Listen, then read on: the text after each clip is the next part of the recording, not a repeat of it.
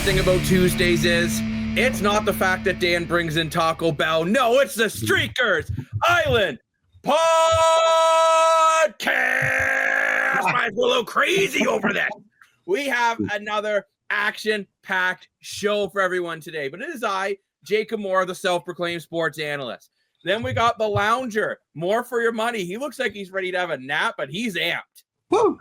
And then we have Chezzy, the CEO, with the classic hand wave. Salute. The salute to Streakers Nation. Now, we got an action-packed show, everyone here. We have the Four Nations and what's been going on there with some of the craziest hockey we've seen in a long time. Then we're going to talk about the NBA All-Star Weekend and some mixed results there. The CFL offseason is starting to settle down, but what does that mean? We're going to take a closer look at one team that's not the team that's on Dan's shirt and see how they did. Plus, the NHL is now down to that final stretch after this Four Nation face-off. Teams go back to practice tomorrow or today. Practice. We're going to look at some of those teams and be like, who do we think could really make a run down the home stretch? But first, let's get into the Four Nations face-off, starting with a game that happened on Saturday night between Team Canada and Team USA. Now, I don't know about you guys. That was the most electric start to a hockey game I have seen in a very long time. 3 fights in 9 seconds. 2 fights right off opening face-offs. You couldn't have asked for a better start, could you, Dan? No, it was the best start I have witnessed in my lifetime. It was that good. It really was. It was one of those starts to a game that really, it got the crowd amped. Everyone was really into it. The Bell Center there was absolutely rocking. Like, I mean, number one, I think putting this in the Bell Center was the best decision you could really do. I mean, in my personal opinion, it's almost sad to see it now in the States for the final. I hope Boston can bring that same energy that Canada did. But Chazzy, you and I were talking off camera a bit about a certain group chat that was going on before that game that may have kind of planted the seeds on what happened. Well, yeah. Well, even leading up to that, before we even anticipated the group chat or anything like that, I think on the pregame on Sportsnet here, they had Mike Sullivan emphasizing to the locker room about the importance of managing emotions in this moment and maintaining discipline.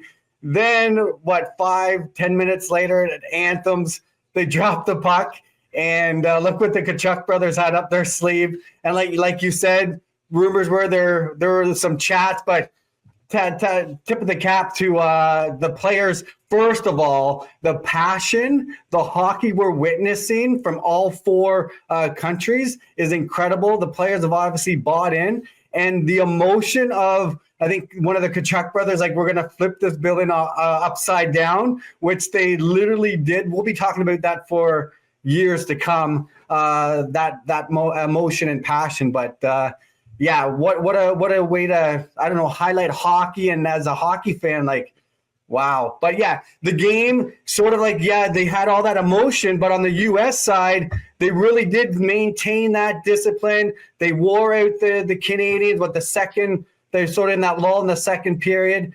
They shut down that neutral zone. It reminded me of the New Jersey Devils from 2000 to 2006. Shut down that blue line. They couldn't get anything set up. And yeah, but look out for Thursday. It'll be a whole different game. You got my car back. I think Thursday is going to be an electric game, which we're going to have our picks for that one on the Thursday episode. Make sure you download the Streakers app to play along with us. But when I'm looking at this game here, I think Canada almost let their emotions get the better of them there. You have those 3 fights, and then McDavid scores. Yeah, couple bad bounces. It was good. It would have been a different story. That second period that they came out flat. They were so emotionally charged from that first, and then that second period they came out flat. And everyone's blaming Jordan Binghamton. 100%. The guy only allowed 2. No, he's playing well. I think it was just a bad bounce, but the States were sort of in that lull as well. With the skill that are on both of these teams, a team should be able to break it open. At the end of the day, the States are able to break it open enough, and they kept their emotions in check.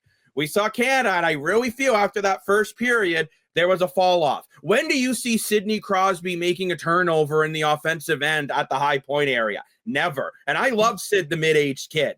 But we had McElroy just headhunting, waiting for someone to cross the blue line. Yeah. But that's a huge mistake, and the defense not making the line changes correctly. There were some mental errors. Now, they clearly fixed that on Monday night versus Finland. I thought that game they played great until the last about 4.5 minutes. Then I'm like, oh my gosh, we're actually going to lose this one. But they found a way to hang on. But I do think that was lessons learned for Canada, and I think they're going to take those lessons, and they're going to be even better against the States on Thursday. And I do agree with you guys. It was a close game with some bad bounces that just didn't quite go Canada's way. But Canada can't just go, oh, well, it's just bad bounces. We don't need to change anything. They made some changes in that Finland game. They shook up the lines quite a bit, and it worked. Like, just to be completely blunt, it worked. I also think getting Cale Makar back from whatever sickness he was dealing with. Yes. I think I owe Cale Makar an apology because I know we watch the Streakers Island podcast Thursday. And I always said I didn't know how great he was, but then watching this team without him look completely different. And this is no disrespect to the guys who came in to fill the roles. I felt everyone did an adequate job that game. But at the same time, we saw a huge difference of Cale Makar in this one. Well, look what he did with McKinnon. That second game, sort of like he was there, but then all of a sudden today, like 2 goals. And I do think that out of you. And getting McKinnon and Crosby playing together was great. I love McDavid and Point. Like, some people are saying, do you switch up the lines for Team Canada? Absolutely not. You leave these lines the way they are. Like 100%. But I do want to talk a bit about Team USA. They did just lose to Sweden, which, let's be honest, the players did not look happy. Watching a post-game interview of JT Miller, they seemed like they just thought they were going to go in there and win. I found America at times looked unprepared. And they're going to say, oh, we were down players on the roster. That shouldn't matter. So was Sweden. That should not make a difference for teams like Canada and the U.S. with the amount of skill these countries have stacked of NHL players. Missing a couple key players, you should still be able to play to your full potential. And I thought the U.S. actually played pretty well. But this does mark the question, what's this U.S. roster going to like? Both Kachucks were out because Brady got injured in the first period. There was no Matthews and no McAvoy. Morphew, do you think you're going to see these guys in the lineup for the States coming up Thursday? 1,000%. If that game between Canada and U.S. proved anything, it proved that everyone that came to this tournament from all 4 teams cares about their country and they're going to put their country first. I don't know what happened with Cale Makar. I think it's kind of ridiculous that he took the night off because let's be honest here. I was with Jacob. I was so completely sold to Cale Makar, but now I see how amazing he is now that I'm watching him go a full game, right? And as far as I'm concerned, that game against the States was a do or die game as well. I mean, it worked out, but for him not to show up, I don't care what happened. When this next game, unless a player is dying, they're going to be on the ice, period. And I'm just going to say, I'm going to give Alex Pietrangelo amazing credit here. Because you know why? He wasn't completely sold on playing for his country, so he didn't take away a spot for someone that did want to do it. And for that, I give him a lot of respect. And for that reason, I'm out. No, I'm just kidding. We're not on Shark Tank here. But I do want to bring this to the U.S. roster a little more. Though great points more if you're money there. But I honestly think Cale Makar must have been dealing with some sort of pretty bad sickness.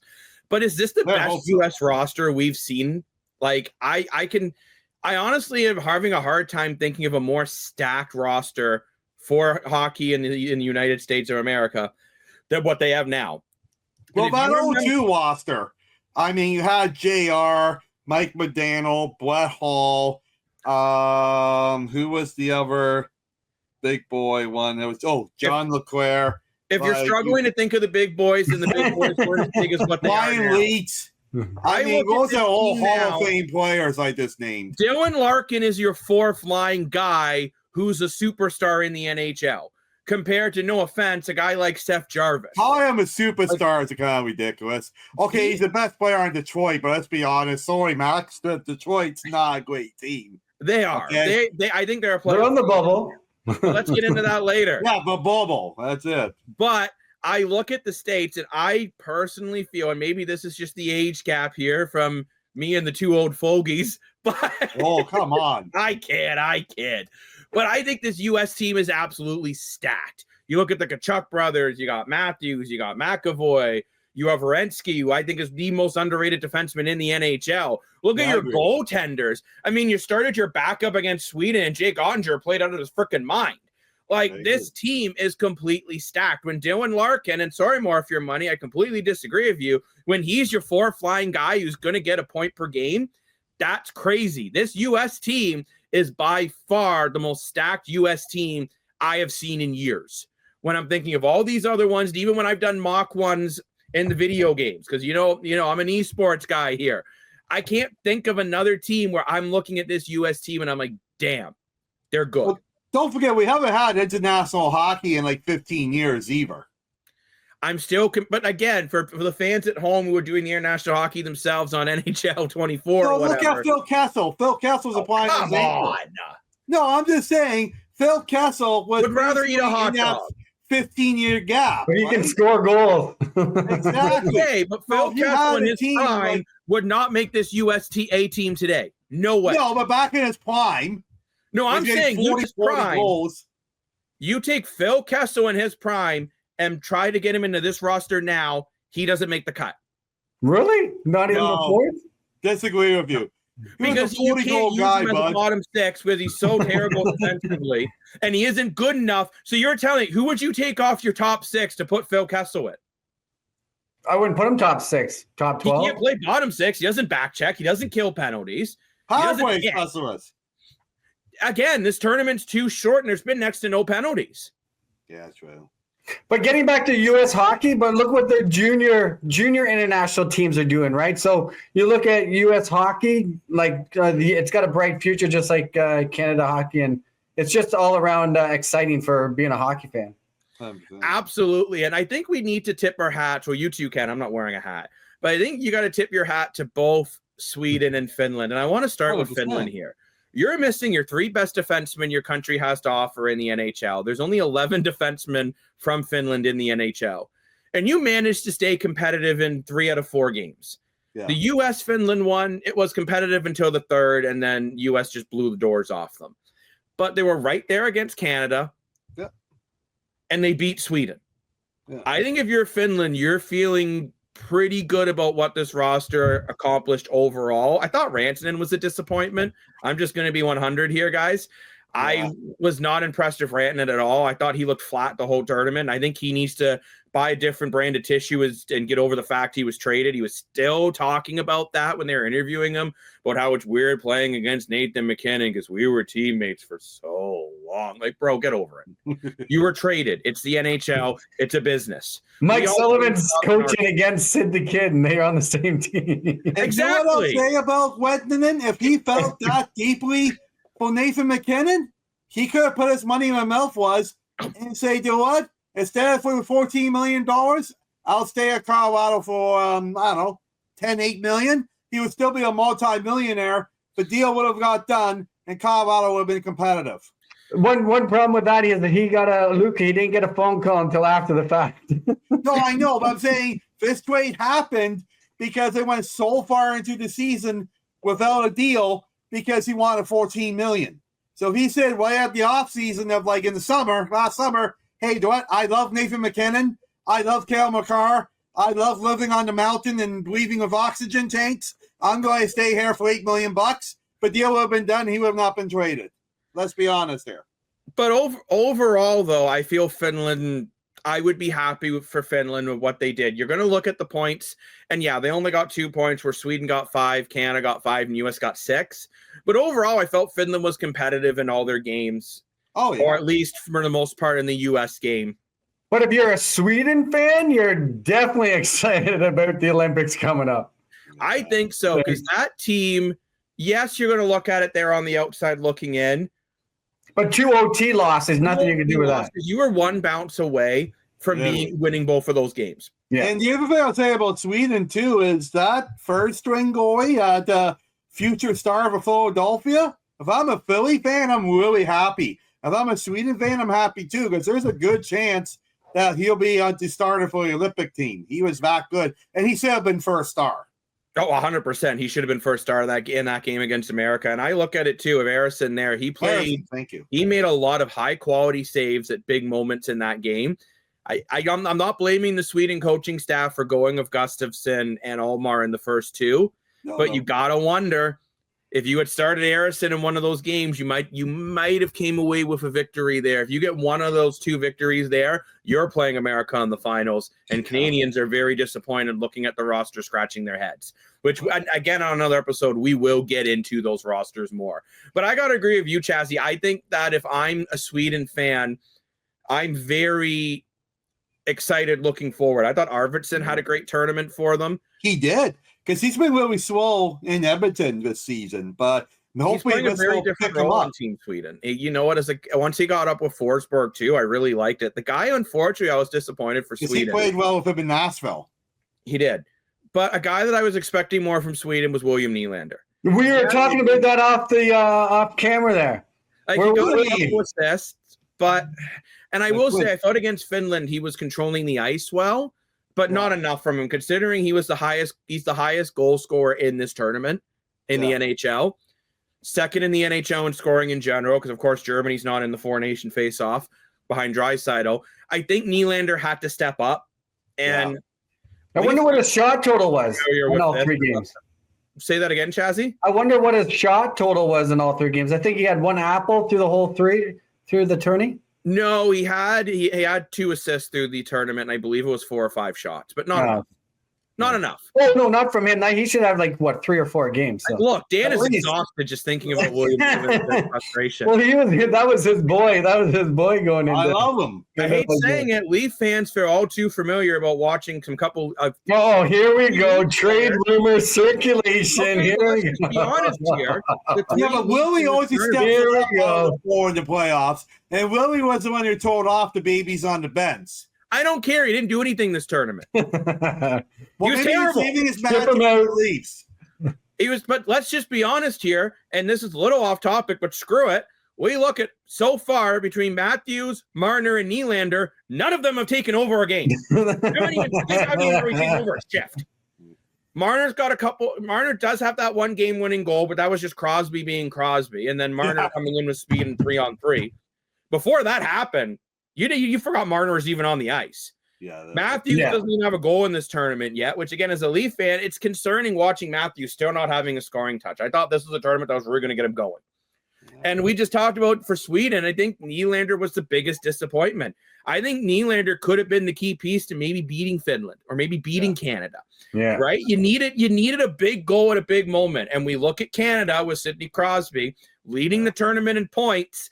He is making big plays in big moments. Look at that Finland game last afternoon, I should say, where Crosby makes the aggressive check, then gets the puck back and hits the empty net. Not a lot of guys are going to make that aggressive play there. And he settled the puck down before he shot it, too. He made for perfect shot considering the situation. But overall, I still think Sweden's got to be happy with where they're at. I think Sweden will be better in the Olympics. I also feel the same for Finland, especially Finland. Because then you're more than Sweden? Pardon, sorry? More than Sweden? No, Sweden will be better than Finland. But I think Finland will improve more than Sweden. I think Sweden, we saw most of their top players. Finland, a lot of their top players play in Finland. We lost. So I do feel for Finland, that's going to be a big difference. And between Ristolainen, Heiskanen, and Hakanpää, there's 3 out of your top 6 defensemen potentially back. I'll be honest. I don't think Hakanpää is going to play a game again. But if he does, you're bringing in 3 top-end defensemen. So I did think Finland's D looked better than to be expected. I'm just actually miss Kalle Jarnkrok too. He probably would have made this team. And there was a guy like Kalle Jarnkrok as well. But I think Finland was missing some key pieces. Yeah. So a little bit off topic. So we look at a bigger ice surface. How you ranking the Canadian team with their speed? Good question. Yeah, you know what?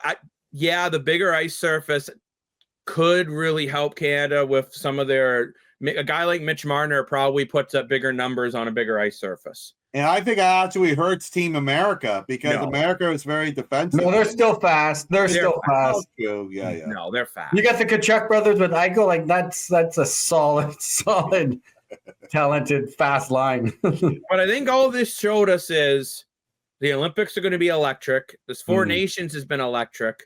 We're going to have a heck of a game on Thursday that we're going to get into on our Thursday episode of the Streakers Island podcast. But we saw some new rules in this Four Nations face-off. And the two major ones I want to talk about are the 10-minute overtime and the 3-point system. I love the 10-minute.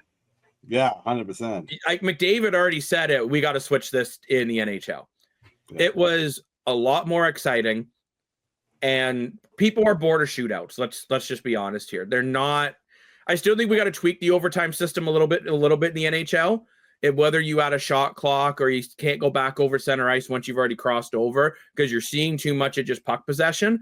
But the 10-minute system I thought was a lot more exciting. You don't like the wind up, like getting them there, like here we go.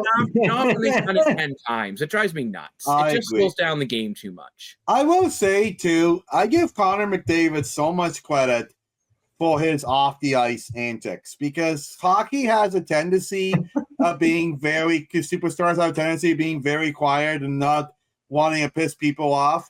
McDavid always speaks his mind, and I give him a lot of credit that he knows he's one of the best players in the league, and he uses his voice to address his concerns. I give him a lot of respect for that because you see that in other sports, and you don't see that as much in hockey for whatever reason. So the tail end of your comment there, the 3 points, run us through that system of 3 points and we'll go from there. Sort of, I'll give my points, but what is the biggest difference on what they have now where you get the extra point for overtime? Now you're saying it's an extra point in the 3-point system? So the way the 3-point system works, so in the NHL, right now, some games are worth 2 points and some games are worth 3. Now, before you start scratching your head saying, well, that doesn't make any sense. In the NHL, if you win a game in regulation, it's 2 points. If you lose a game in regulation, it's 0 points. If you lose a game in overtime, you get 1 point. The winner gets 2 points. So where is this magic point coming from? Some games are worth 3. The way the Four Nations did it and the way the IIHF does it is a regulation win is worth 3 points. An overtime win is worth 2 points. An overtime loss is worth 1 point. A regulation loss is worth 0 points. So now every game is worth the same amount of points because we're seeing teams make the playoffs by just losing in overtime. Yeah, exactly. Right? What this does, we look at Sweden, for example. They basically were eliminated because they didn't win a game in regulation. And I'm okay with that. Because winning a game in regulation should mean more than winning a game in overtime with the multi-point system. I think the NHL, they either need to go to this 3-point system, or if you lose the game in overtime, you get nothing. You lost. Tough luck, kitten. Figure it out. We can't have some games worth 3 and some worth 2. So I guess we're turning the chapter on sort of the integrity of the game, of the points and records and everything of now, because you bring in an extra point. That's now these teams are going to get what, 130, 150 points this season? I'm fine with that, though. And I think it's time we got to stop worrying about the past so much. Why are we hurting the game because of rules we had 50 years ago? I'm sorry. It's ridiculous. That'd be like saying back in the day you weren't allowed to take slap shots, so we better take those out of the game because that's hurting the integrity of the goal records. Or goalies better go back to wearing goalie pads that are as thin as this water bottle because now the save percentage records are all out of whack. No, we do what's best for the game. So do what's best for the game and change these two rules. Think about it. Years ago, there wasn't even overtime. Yeah, so every game was worth 2 points. Yeah. And we added overtime and made it where an overtime loss was worth 1. Okay, but now why are some games worth 3 points and some worth 2? Yeah. It doesn't make any sense. Mr. Calculator down at the bottom of the screen, he's just like, this does not compute. No, it doesn't. I've been saying that for years. And the other thing I just want to add, 2 rules I see coming back from this tournament is 1, we'll never see an All-Star game again. And that's a great thing. And 2, fighting's not going anywhere in hockey. Because after seeing superstars like that, full punches the way they did, and that arena going as crazy as it did, and what it just did for the game and the sport and the rivalry, it proves that fighting is here to stay, and the teams have to figure out how to get the enforcer back into the game. So and let's be honest here. I think a little off topic, but Brandon Hagel proved to a lot of people why he was on this roster. Yeah, I give him a lot of credit because I was one of those people like, why is he here? But the fact that he fought Kentucky, I'm a little disappointed in Kentucky because Hagel's not really a fighter, but like besides. Oh, that was set up. You could see him in the pregame. I think he said something going across the red line. I think so too. And they've had some battles, I think, throughout the year. They did with Tampa and Florida days, right? For sure. Yeah. And I mean, I guess besides the Sam Bennett, who else is going to fight in Canada? So I get it to a certain extent. But I give Hagel so much respect for dropping the gloves for his country when he normally doesn't do it against someone, our debatable heavyweight. He's not like a wino heavyweight, but Kachuk can definitely throw a punch. And to fight against Kachuk like that on center stage is very, very impressive. So I take back what I said about Hagel. I totally get why he's here representing the Maple Leaf. Yeah, definitely. We got to go to a commercial break, but remember, 10-minute overtimes make every game worth the same amount of points. Bam. We got fighting. When we come back, we're going to get into another All-Star style weekend that we were not as impressed with. We'll be right back.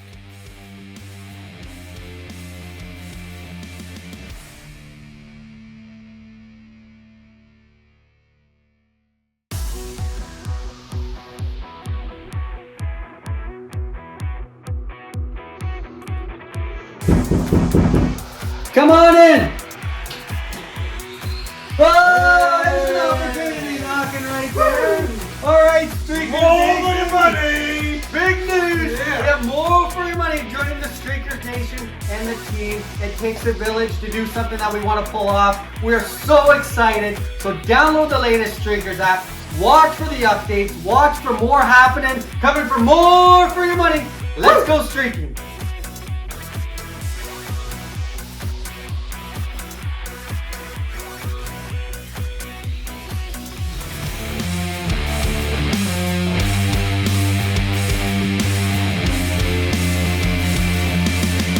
Welcome back, everybody, to the Streakers Island podcast. I don't yell at you in the second segment. We've been over this every week. It's just the first, because the first is that burst of energy. Now let's get into the NBA All-Star Weekend, which if anyone's looking for a burst of energy, don't go to the NBA All-Star Weekend.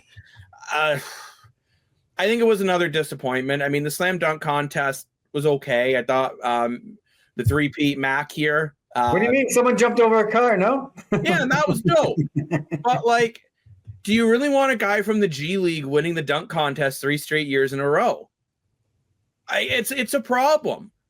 It's just not what people are paying good money for those tickets. Well, guys like LeBron James have been refusing to do the dunk contest.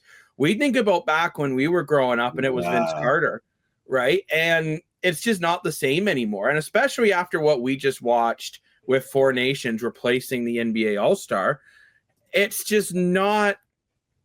But what happened? Like, I know we talked about it, about the hand injury and that, but what happened to the whole persona of the slam dunk? Because that was if you won the slam dunk competition, like, you got some pretty good street credit in the league.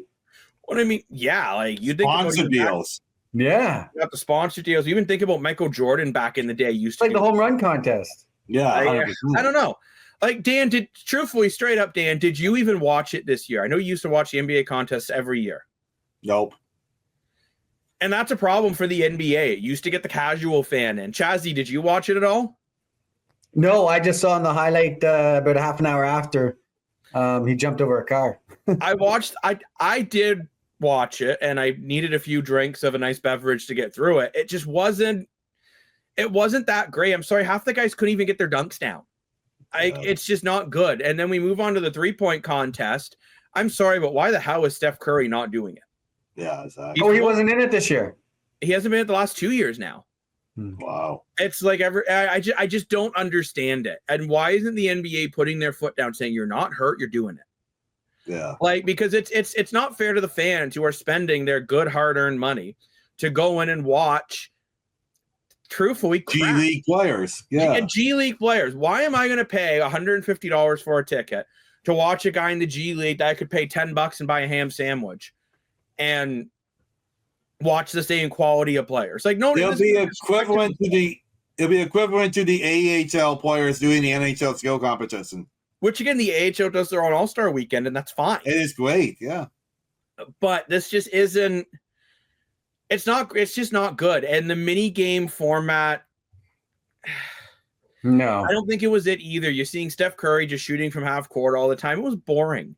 Did they even have the celebrities this year? Because the one year they had the celebrities, that was interesting. It was still boring. You can. I know, but it was kind of interesting. And even he's still at least played a full game. And I don't know which player mentioned it. Maybe it was Draymond Green. Like, these guys can't even get scoring in a full game. And then back in the day, you got the scoring title of the game or whatever that they're playing for. You couldn't do that in this game because you're in micro competitions that, from a league perspective, they're hoping for a 38-38 down to the last basket. But seeing some of the endings of those games there, like, there was no, like, you're just one more basket to get to 40. So I think they got to, one thing is go to time, like, take the timeouts, put some excitement in it, because the whole emotion and sort of lead up until what we anticipate at the end of the game of, like, getting the buzzer beater or getting it in before the final shot, like Michael Jordan used to do back in the day. That's the thrill that they want. 100%. It just wasn't there. And you look, and it's bad when the players are commenting. You talk about Draymond Green. Kevin Durant says it's more entertaining complaining about the NBA than watching it. Number two, if I'm the league, I'm going to these guys, shut up. Yeah. Like, it just makes your league look like a joke. The NBA ratings are already down for television. Their numbers are down on streaming services. The numbers are down in attendance. In Phoenix, they got to sell $2 hot dogs to get people in. It's more expensive to buy a hot dog at an Argo game than it is at a Phoenix Sun game. That's crazy with that lineup that they have. Yeah. And that's the thing. It's not like the talent's KD. It's boring. And this All-Star weekend, I think, is just like, hey, look, our superstars don't care.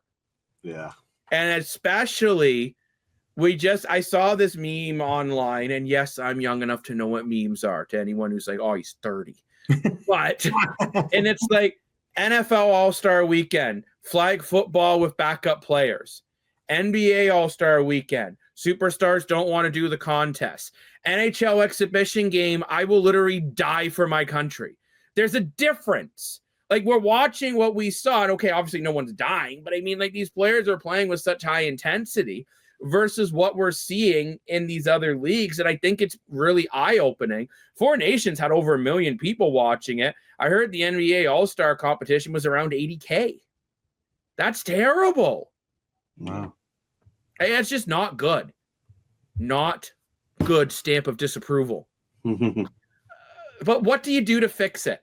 Like, do you make cash incentives? I mean, it's ridiculous. Got to pay out NBA players making $50 million a year, $1 million to show up. But like, Jazzy, I want to throw this to you. What do you do?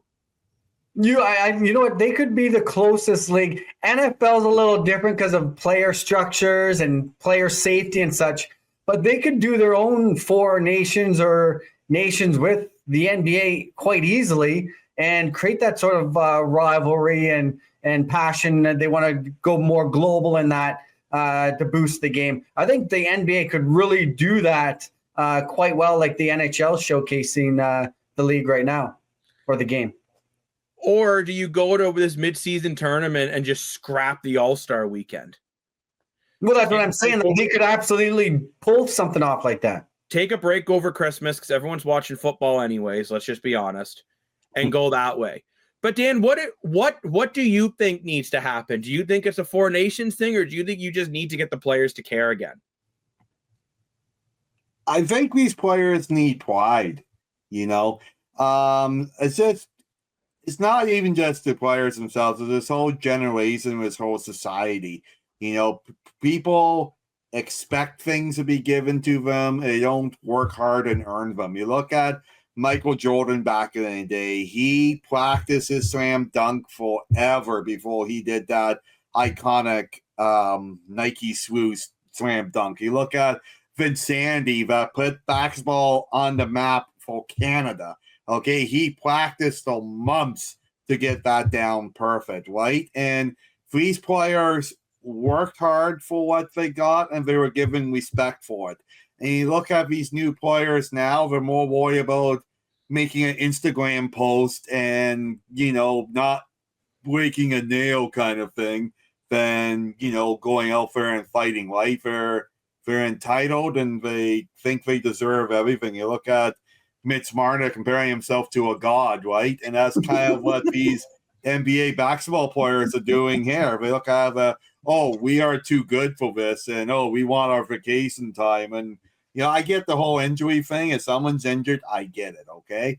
But it's got to be a certain point that if you are a superstar player, not just for your team, but for your league, you need to get your league's attendance numbers up and revenue up so it's better for everybody, so everyone can make more money.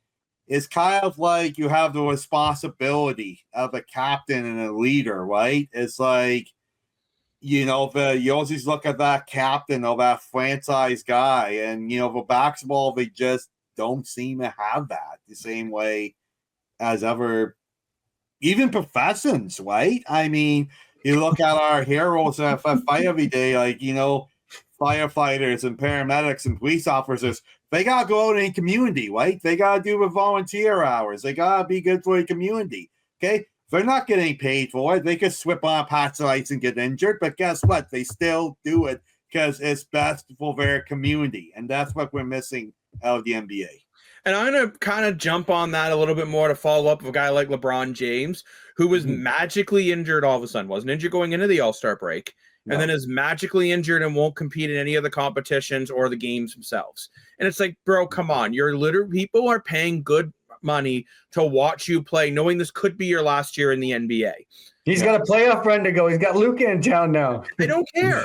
You're being paid a lot of money. Show up at least. And then he's just sitting in the crowd looking bored. At least be hyped. Be like Shaq. Shaq's entertaining to watch. He doesn't do anything. At least he's entertaining.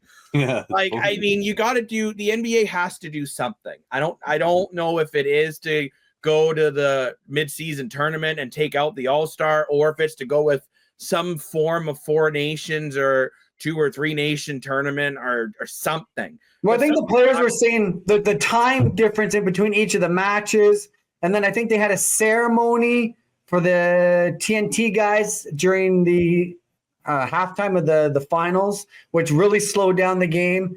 And why I think some of the players said you saw a blowout 40-22 or 40 to something like that in that final game. So I know it's just a pace and sort of like, I don't know, there's just no excitement, nothing to draw you in. I know it sucks, but I think we need to negotiate something in the next the CBA agreement between the Players Association and the owners. It's like, if they're not going to do it, they got to somehow put it in the contract. It's like, hey, if you're selected, you got to do this in order to keep. Yeah, but they tried to do that a couple of years ago with the injuries and what was it called? The rest days or something. And then now they try to step in, a couple of years ago. And now it's back to, you don't know if he's in the lineup or not until an hour or half an hour before the game time.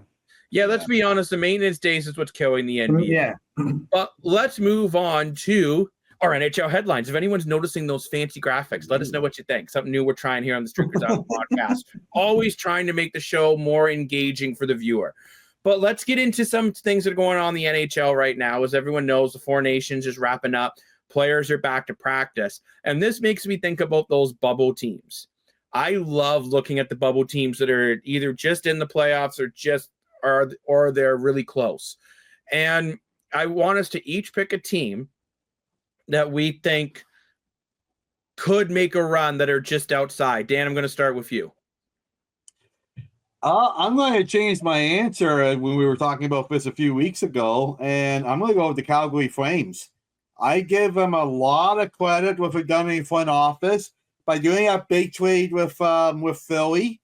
It was a good hockey trade against Philadelphia. Got a great piece that didn't work out in Calgary, but Calgary brought back 2 big pieces, brought more money into the team, and sending a message to these guys: hey, we believe in you. And thank you for everything that you've done for us so far. Let's go and let's get this done. And that's a huge uplift for the players in the dressing room there now. So I'm going to go with Calgary. Yeah, I think Calgary could really go on. I do agree with you. You already got some really strong players. Huberdeau's really starting to find his way this year.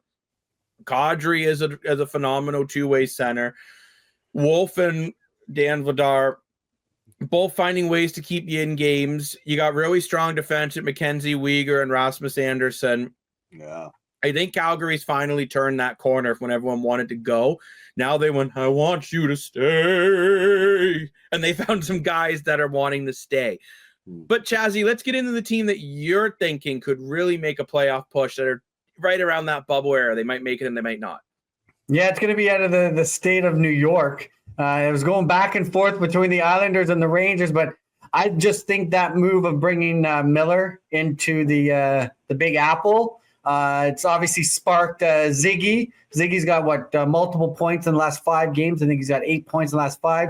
You get a few of those that core going. They obviously got the goaltending and the blue line. So watch out for the Rangers to make a push deep into the playoffs. Yeah, JT Miller was exactly what that roster needed. Like a real plug-and-play guy that could just spark the offense. And Shesterkin has seemed to find his game again.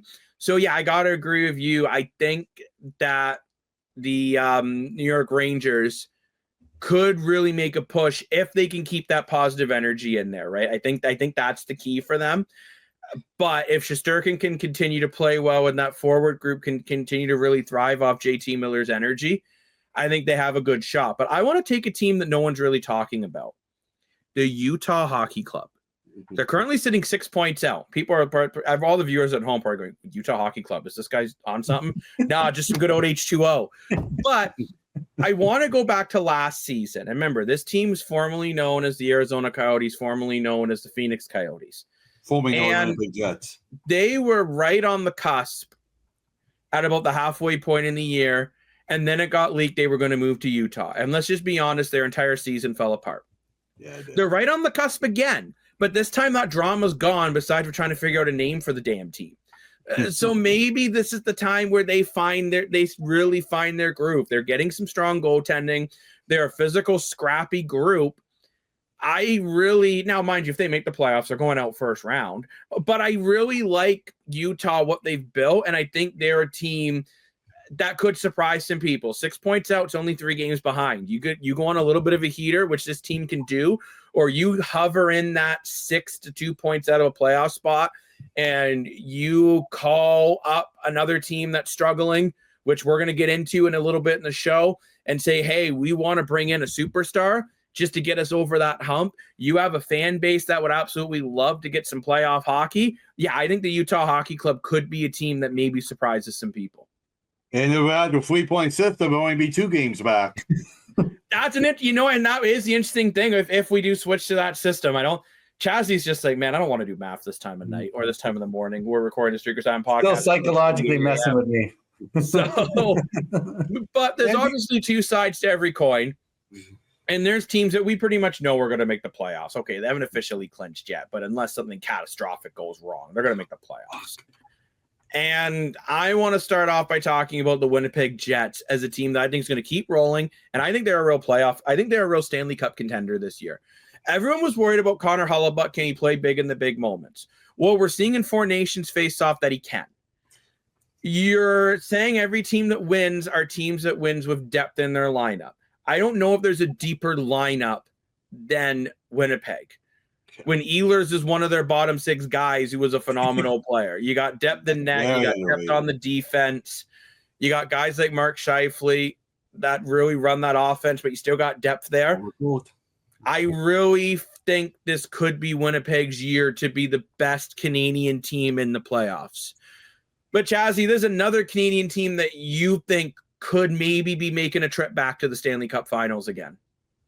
Well, we're praying that Connor does get that moment and hoist that cup. But I'm going to stick with the Edmonton Oilers going back to the big dance. They're going to get Evander Kane back. And it's always been like in Toronto, goaltending. I just feel that Skinner can get hot here. He's got the experience there, and he knows the importance of like how much that locker room wants to win, and they want to win right now. And the passion runs deep through the whole city. So I'm going to stick with the Edmonton Oilers to make a really good run this year at hoisting that cup. Yeah, I think the Oilers have learned some lessons from that last trip. And I agree with you. If Stuart Skinner can continue to play well and Calvin Pickard as their backup goal, we can just play serviceable. I think Edmonton could make a run to close the year out. I honestly wonder if they're going to move on from a guy like Evander Kane to try to bring in a guy like Brock Nelson if the Islanders really fall apart. To try to add something to that secondary scoring. So Evander Kane hasn't really worked out this year, I think, as much as they hope. He's been injured a whole year. I know, but it's even just the whole attitude with him. I think you might see him move, and I think a team would be willing to take his salary if they can get the right draft picks back, which Edmonton is willing to sell the farm to try to get this done. But Dan, I want to talk to you about this, and you picked a team that at the start of the year, everyone thought there was no way they were going to be a good team this year. 100%. I'm going to get to that. Just very quickly. I just want to I set you up perfectly. I know, but very quickly. That's why I get it was a slam dunk. I do. That's why I quickly. Okay. I agree with you when you're picking Utah Hockey Club. The one thing you forgot, which is important, is their core is all young players. And all those young players got a full extra year experience there. So I think they could do it because of that. But just to get back to where we were going, so sorry about that. Let's get back where we were going. I've been saying it since we've been starting Streaker Out Here podcast. I'm going to stick with it. It's going to be the Washington Capitals, baby.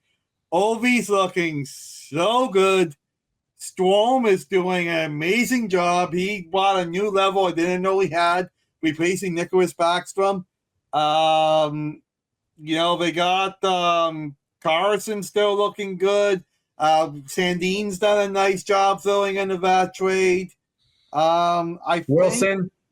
I love Wilson. Boy, imagine having Wilson on Team Canada in a U.S. game, but that's another topic. But anyway, it's like the one thing I think we're kind of missing is like another top defenseman, kind of like a Mike Green kind of thing. Like we haven't seen that in a while, Washington. But if they can pull off a good trade like that on a deadline, yeah, I think Washington's looking really good. I think Ovi is breaking that record, and a lot of people are getting set up. Now, mind you, I'd say for Washington, instead of bringing in a guy more like Mike Green, I think you bring in a guy like Luke Shen if he's available. A real old school shutdown defenseman just to stabilize the back end a little bit. You got great goaltending in Logan Thompson, who has really put up some strong numbers, and same with Charlie Lindgren. You got two guys that'll make the saves when you need it. I think they could just really use a bit of a bigger back end, and you call up the human eraser and bring him in. Which brings me to my next point here. The NHL trade deadline's coming up.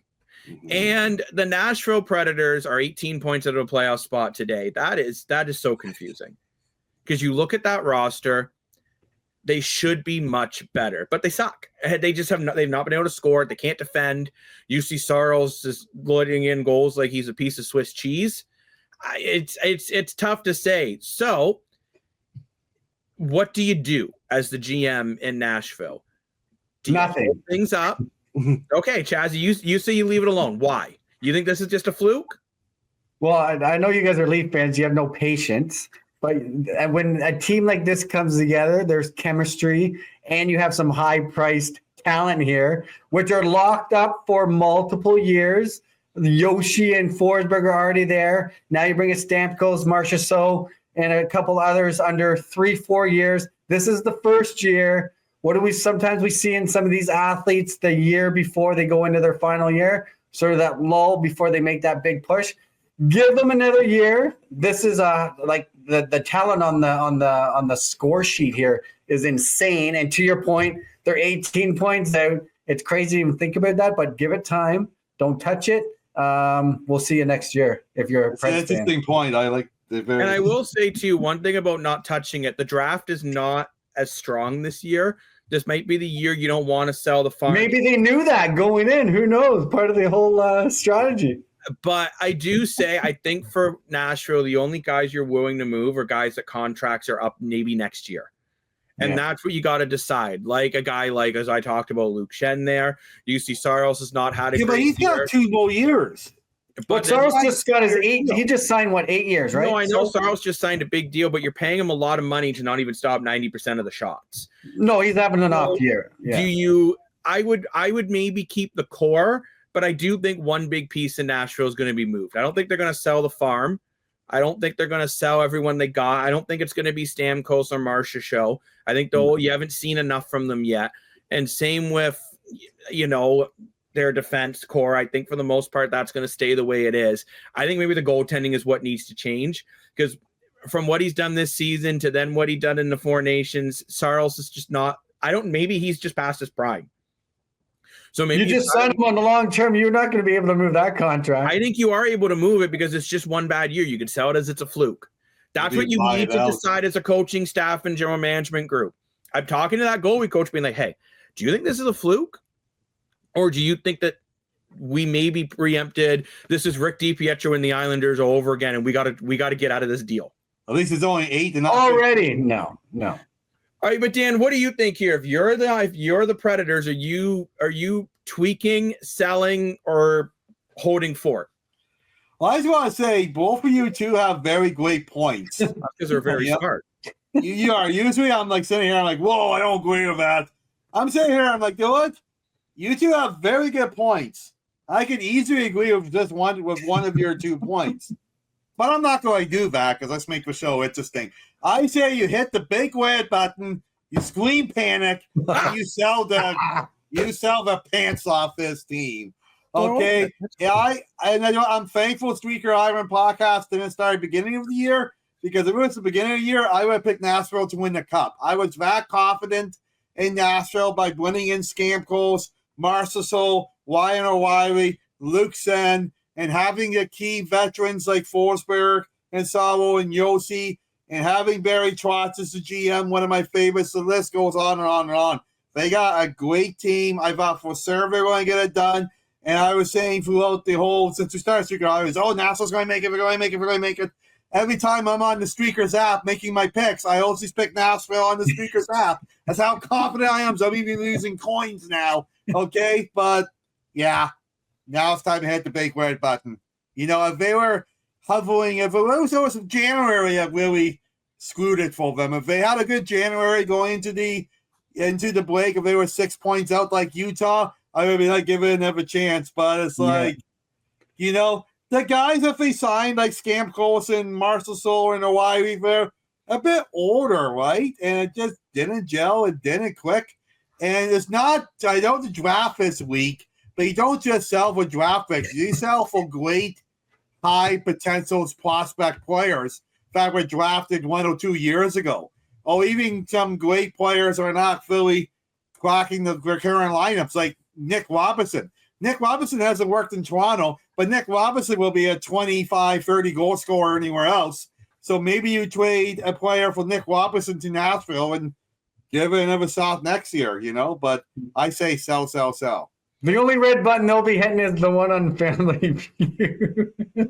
One on Family Feud? Favorite book for usually when Dan goes on one of his crazy tangents here. If I ran the circus. Did I hear Chazzy say I hit the button in Family Feud? The only red button being hit is the one on Family Feud. Steve Harvey. But no, Nashville is not gonna pull the plug on this team yet. They've put too much money invested in too many long-term deals. It's like Calgary of Huberdeau. You got to try to make it work for a couple years. All I'm saying is you might see one piece get moved. So, who's the GM again in Nashville? It is Barry Trotz. Barry Trotz. Exactly. He's a patient man. He is. But We need to go to a quick break because I'm impatient and I can see Chazzy really wants his milk again. So, and I think Dan needs to take his, I don't know what he needs to do. But we got to go to a commercial break. When we come back, we're going to get into some CFL talk and some NFL off-season moves. We'll be right back.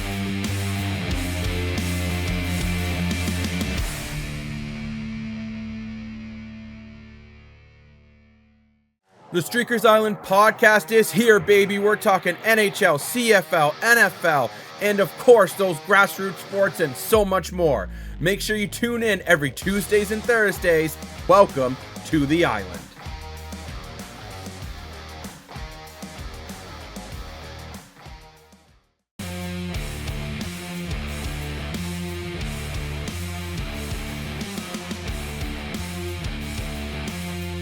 Welcome back, everybody, to the Streakers Island podcast. Over that break, we made sure we got Chazzy a whole cow worth of milk, okay?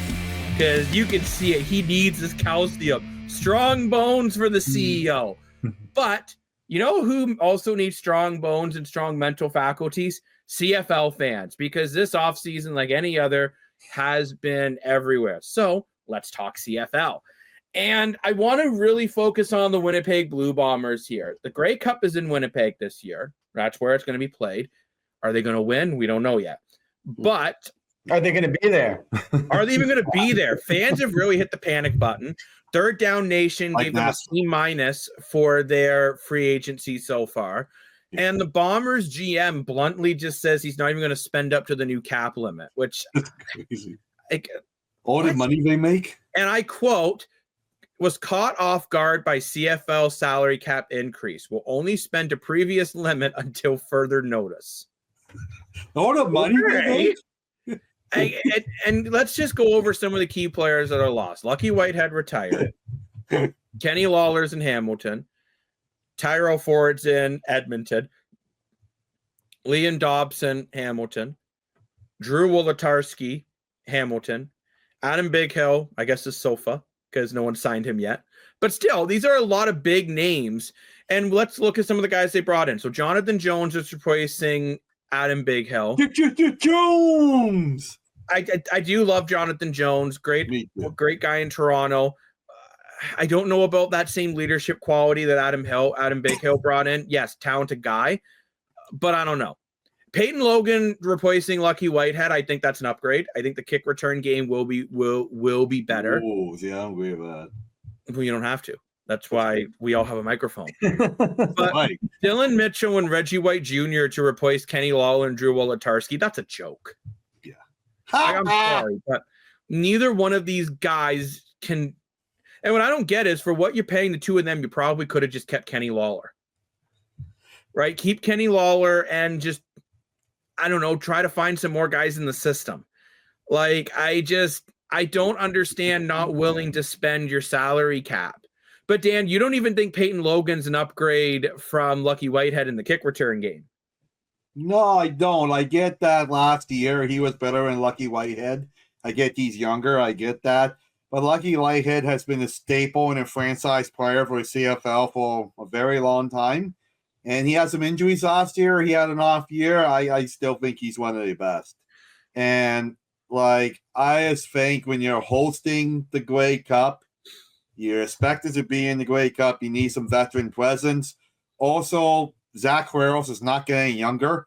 And when you have a future Hall of Fame quarterback like that getting to end his career, you got to give him the best supporting staff possible available. And I don't think they've done that. So I think it's kind of a waste keeping Zach Quiros there. If you're just going, I think it's almost like they kind of lost it because they lost their dynasty status, I guess, because they lost the Grey Cup 3 times in a row. So we're like, okay, we got to blow up the team? No. I don't think we're there to blow up the team yet. I think all the time you got Zach Quiros, you can't blow up. You got to retool your supporting staff, sure, but not blow up. And I don't think you can say blow up when they still have Dalton Schoen, they still have Zach Collaros, they still have Brady Oliveira. You still have a lot. They have a lot. Nick Dembski. That's the other name I was thinking of. Nick Dembski. You still have a lot of. You got Evan Holm as one of the better DBs in the league. When I see Winnipeg fans going on, we're not even going to be a 500 club. slow your roll a little bit. You're not Leaf fans. Just calm down. Take a breath. Do I think Winnipeg's going to be the best team in the West this year? Honestly, no. But I don't think they're going to be as bad as fans are feeling. But Chazzy, I want to throw this to you here quickly. I know you're not a big Blue Bombers fan, but if let's say this is you're a Montreal Canadiens here, and you've been to this. Let's say you've been to the Stanley Cup Finals 5 years in a row, and you've lost the last 3, and your GM says, "I'm not going to spend up to the salary cap." What message is that sending to your fan base? Definitely not the right message that you want to send to your fan base to keep sort of the dynasty sort of core together, but also improve the team of, okay, we've lost the last 3 and we're sort of 1 or 2 pieces away. But yeah, he's definitely not. And it all depends on what's going on in the front office. Maybe the core, maybe they're looking to shake up the whole coaching staff, the whole sort of, you said it's defense first there. Maybe they're going more offense. Maybe the whole philosophy is going up. But yeah, no, not to sort of stay competitive with where the market's going and staying competitive with what the big time players that you can bring in. It's not setting the right tone going into the year you're hosting of all the Grey Cup of all years. So, well, that's my philosophy too. You're hosting this year. This should be the year that you're willing all to in, even more, right? And you're willing to keep around Drew Wolitarsky and Adam Bighill and a lot of these guys that have been a staple. Losing Tyrell Ford, he wanted to go play with his brother. Nothing you can really do about it. Kenny Lawler said he left Winnipeg because he wants to win. He said he went to Edmonton before because of the money. He went to Hamilton now because he wants to win. I mean, that's crazy. You're just there 3 years in Hamilton. What is he smoking? But mind you, we'll get into that in another episode. Hamilton's looking deadly. But for Winnipeg, and you don't know until you play the games. And I am not going to count out this team because every year I seem to think that they're on the way out. They climb right back in. And maybe they have some guys in their system. Look at Pokey Wilson last year. He was a guy, he's in good, it looks like he'll be in the NFL next year, but he was a 1,000-yard receiver who wasn't even on your roster opening day. So there's a very possible chance that they got some guys in the system that they feel can do a lot more than what these other guys did. It sounds a little crazy from the CFL. Crazy. But the CFL normally does their things in free agents and not this way. But we're not spending to the cap. If they're going to try and make a trade, so they want cap space for a trade. I don't think so because we don't really see player for player trades very often. I know, but so I don't know what they're doing because Winnipeg has the budget too. They're a team that makes profit every year. They sell out every night. Like realistically, no one goes to Winnipeg Jets games until the Blue Bomber seasons are even done. Yeah, exactly. Like it's a football city first. Yeah. And one point, Dan, you brought up about Lucky Whitehead over Peyton Logan. Peyton Logan's had a lot of injury problems too. Yep, that's true. So I think they are hoping they can use him in the screen pass game, but if he doesn't stay healthy, I really felt a decline in Winnipeg since they let Janarian Grant walk. Right? Yeah, he's been a big difference in the Argos. That was missing last year, and I think they're hoping Peyton Logan can replace that. I don't know. I think Dylan Mitchell and Reggie White Jr., they're both talented receivers, but they're not Kenny Lawler good. Yeah. And I get you're hoping that Dalton Schoen stays healthy and Nick Dembski has a bounce back year because he was kind of 50-50 last year. And you do have the mop and Brady Oliveira, most outstanding player. Dan's terrified of mops, by the way. Never show him a mop. Oh, no, a mop. But I don't know. This was a really confusing one for me. I don't have this in the script, but screw it, I'm going to do this anyways. I feel Third Down Nation saying maybe they'll go up to a C+ on their free agency instead of a C-, but more for your money. If you had to give them a grade level, what would it be? I mean, D. I mean, they got the money to spend. I hate to say it. Well, maybe not Toronto, but I hate to say it, but the fact is some CFL cities don't get the support and don't get the fans in seats as they should, and they don't have the money to spend. Maybe I was going to say Toronto because they don't get attendance, but we're so supported by the Maple Leafs, so they got more money than they know what to do with. But more for your money. Look at a small team like Ottawa or Hamilton, if they didn't sign up to the cap, it's like, okay, you have a smaller market. I kind of. Hamilton fans are storming into the donut box telling you that they disagree on the smaller market. Okay, well, maybe not Hamilton, but Ottawa, okay? When was the last time Ottawa sold out a game, right? Like, let's be honest here, So I kind of get that. But it's like Winnipeg's not that. They sell out every night. They sell out merchandise. The whole, not just the city, the whole province supports them, okay? Like, it's crazy support they get for hosting the Grey Cup. If they got a Hall of Famer quarterback that's at the end of his career, they had to spend the big money now, and they didn't. So even though they got a nice running back, that's why. So kick returner. Wow, I can't speak tonight. But anyway, I know that's why you gave him a C+, and that's great. But because of everything I just said, I give him a D because it's just terrible. D stands for terrible. Mr. Calculator's not Mr. Dictionary. No, definitely not. But yeah, it's a tough one, especially when you're seeing other teams in the West, like Calgary's bolstered their lineup, Edmonton's bolstered their lineup. BC's a wild card for me still, but at the end of the day, BC, they're projected to be competitive. I really hope for Winnipeg and their fan base, they don't start to slip. Saskatchewan got better too, I think. Saskatchewan, yeah. The West, I think this year the CFL is wide open. But let's now move on to what's going on with some NFL offseason news. Looks like Stephon Diggs is going to become a free agent. So, yeah, the first thing I said, oh, wow. Yeah. So, but when we look at his numbers last year, and okay, I understand he was injured, but on 47 catches, 496 yards, 3 TDs, his longest catch was 8 yards. He did not have a good year. He really didn't fit there in Texas. The same Texas. I don't know how it's country out in the air, but anyways, he didn't fit there. So, Dan, I think you said something off camera that's crazy, so I want you to say it on camera. Where do you think Stephon Diggs might go? Buffalo. Why? Why not? They tried to experiment at having a more even offense, and guess where it got them? The exact same result. They lost to KC. So why not bring him back? He has good chemistry with Josh Allen. You'll get him on cheaper money because he had a bad year last year. So bring him back. No. It's not that crazy an idea.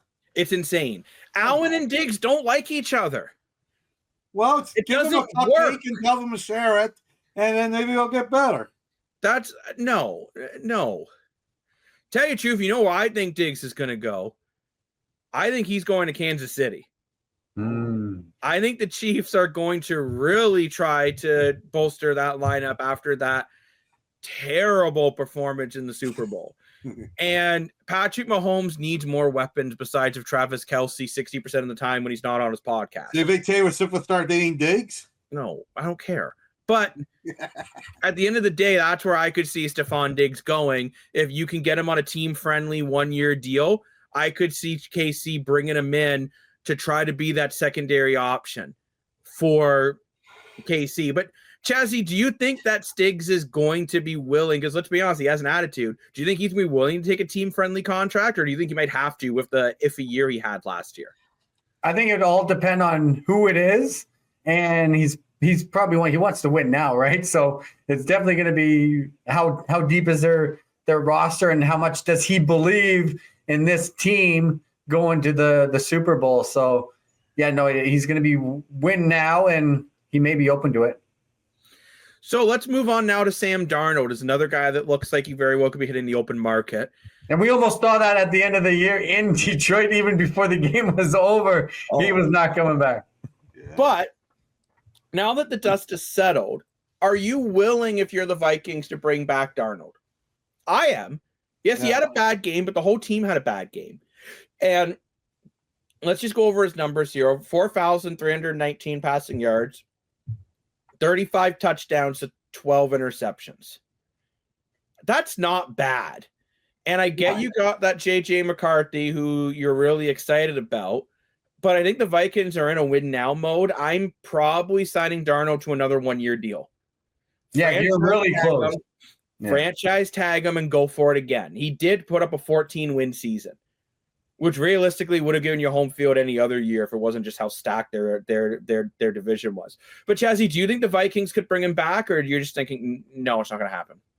No, I agree with you. I think if it'd be smart for them to bring him back, and if you want to bring JJ in and he doesn't work out midway through, then you can give yourself that option. But yeah, just after this year, like you said, Detroit had a phenomenal year. They had a phenomenal year. It's like a college bowl game. It comes down to like you win or lose, and losing is detrimental to your season. So that's what we saw. But I don't think you can judge a whole season off one bad game. So I think I agree with you, Chazzy. I'd bring him back. Mm-hmm. If you don't bring him back, Dan, where do you think Sam Darnold could go if he doesn't stay in Minnesota? Was he in Minnesota or Detroit? Minnesota. Well, he said Detroit. Oh, okay. So, sorry. I got confused. Okay. Okay. So, I'm going to say I think he should stay in Minnesota. Because I agree with you two. But just to make life interesting, I like to run the circus, as Jacob say, and say some crazy ideas. I think if he's not going to go in Minnesota, I think he could go to the New York Jets. Because the New York Jets is not going to bring Aaron Rodgers back. Because let's be honest, he didn't work out. And I think Aaron Rodgers still has some good play left in him. So why not just do a trade? But Aaron Rodgers in Detroit, because the young guy is going to need a veteran to leadership him. And then the New York Jets can get better now by bringing in someone like Darnold. And Aaron Rodgers will play a lot better behind a better team. Wasn't he already in New York? No. What Dan's saying is to move Aaron Rodgers out of New York and bring Sam Darnold in. And put Aaron Rodgers in Detroit. Minnesota. No, not Detroit, in Minnesota. But wasn't Darnold in New York?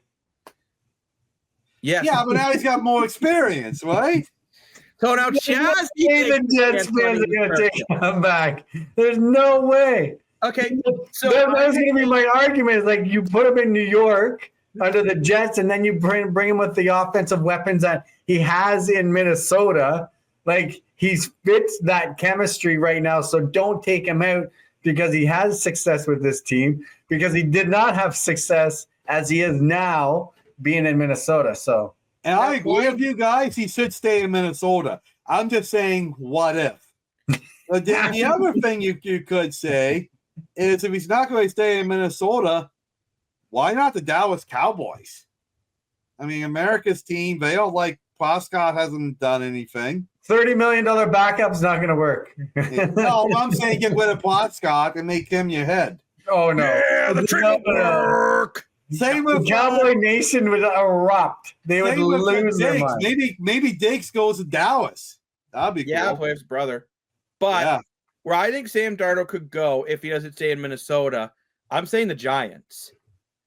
They need a quarterback that can just make a read and make a throw. A simple throw. And that's what Sam Darnold is very good at. He makes but you're playing in New York. More like you're not in a dome anymore. Well, he obviously did not have success being outdoors for. Yeah, but I don't think it was outdoors. I think it was just lack of experience, right? Like these rookie quarterbacks are coming in and they're not all J.D. Daniels. You think he's sort of matured through those errors that we saw that he made in Detroit? I think even in the playoffs. I really do. I wouldn't look at that game so closely. I'd look at the whole body of work all season, right? If he couldn't play outside, it would mean they wouldn't have got 14 wins if he can't throw a ball outside. They didn't play at home every game. Yeah, it was one bad game where I think the pressure just got the best of them, and then Detroit did the exact same thing the following week. But a guy that I really don't know where the heck he's going is Aaron Rodgers. He's just a strange duck. I just don't. I know he's the guy, but in my opinion, the guy should just retire. No, he's going to Vegas. If doesn't sign in Minnesota, Vegas, either Sam or Aaron. I can see them in Vegas. I like that. I mean, yeah, but sell some tickets for a year. I would run as far away from Aaron Rodgers as physically possible. I have another idea for Aaron Rodgers. Why not Chicago? You tried a rookie quarterback, it didn't work out. No. They're still with their rookie. Yeah, no. They already made that mistake in giving up on, in my opinion, giving up on Trey Lance too early. No, I'm not saying give up on him. I'm not saying give up on Williams. I'm saying keep Williams too. But have Aaron Rodgers there at the sideline helping him out. No, they're looking to go. Yeah, no way. Mentor. He's just going to give you some tea with tree bark that he got from the woods on one of his demon walks. Hey, it works. No, it won't work. The only way that it really works. Tree bark works. The only thing that really works is when you look at Green Bay. They've had success from Favre to Rodgers to Love. Whoa. But you got to do that with a quarterback system where like one guy can play under him while he's still good for a couple years. Aaron Rodgers is trash. No. He is. He had a couple good games this year, but overall his QB rating was only at like around 90. It's not good. Well, his whole team was trash. But he was supposed to fix that team. And then he's like, I need Devontae Adams. Here you go. No, I need more tree bark. It didn't work. Like, yeah, I do think he could go to Vegas, and I think it'll be a big mistake for Vegas. Like, I just don't see it working. And two, I think there's too many good quarterbacks on the market. They're not on the script, but screw it. We got Justin Fields, who's probably going to be coming up, who was an over 500 record guy. Right. Yep. We have Russell Wilson, who, again, with the Steelers, really started to find his game. Pittsburgh's only going to who's the Steelers going to get then? The Steelers are going to only be able to keep one of them. If I'm a team looking for a guy, I'm actually willing to take a shot on Justin Fields and hope he's going to be like what Baker Mayfield was when he went to Tampa. Like you've seen enough out of him. Pittsburgh keeping Russell Wilson? Yes, I think Pittsburgh keeps Russell Wilson. Like I think Tomlin likes him. Yeah. And I think that's who they stick with. But that's why I don't know about Aaron Rodgers where he's really going to go, because I don't see him in a backup role because he's just a jerk. I don't see him as a starter. You really don't like Aaron Rodgers, do you? Yeah, you don't see him as a starter because he's not like Chazzy and doesn't drink enough milk. He probably just drinks that strawberry quick of tree bark. I don't know. But you know what I do know is that we're running out of time. So, Dan, what is your island mindset for this week? Well, we have listeners from all over the place here, but we're based in Ontario, and we got a lot of listeners in Ontario. And we have been hit with a lot of snow. And me being an automotive guy, besides the sports, we'll get into that in another episode, but I have an automobile is more equipped for sporting than snowmobiling. And my automobile did get stuck. And I got to thank my neighbors hugely for helping out, and my brother Jamo for helping out. And Jamo's winter car is much more equipped for the winter, and he even used his car to help other people throughout the city get unstuck. So when you have not an emergency, state of snow is not a state of emergency, obviously, nothing like what's been so terrible in California to fires. I'm not comparing it to that. But I'm just saying, if you have a bad weather day and you see strangers in need, do the right thing and help. I know people are sometimes a little scared of helping people, but there's still more good people out there than not. And if you got to help someone in need, just do it. You build a town together and get out through storm together. So that's my. I got to agree with you there because, the weather we've gotten here is absolutely crazy. Luckily, I drive an old Escalade. I want to preface it's old before people think I'm Mr. Moneybags here with my 60,000K multicolored Escalade. Multicolored Escalade. With, shout out to the mechanic Barkley who always fixes up Barkley's garage. But, he'll be on the show at some point, I say. If you can see someone who needs help, just give him a hand. But before we go, Chazzy, you have an announcement about the Streakers app. Make sure you download that app on your phone. But Chazzy, you got an announcement about how the app has had some new updates and what it can do for other teams.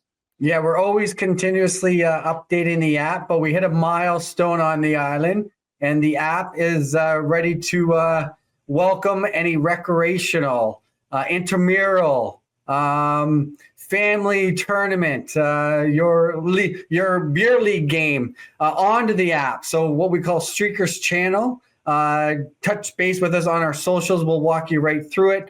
We'll have some instructional videos, but everything is ready to go. The app is at a phenomenal sort of position to get you in, to get your game going, to get you to understand how you can broadcast and monetize and do what we're doing with our podcast. You can actually utilize the Streakers app for free and interact with your fans like we are and you are with the sports you love or even the competitions you love. So more to come. We have lots of innovation happening behind the scenes.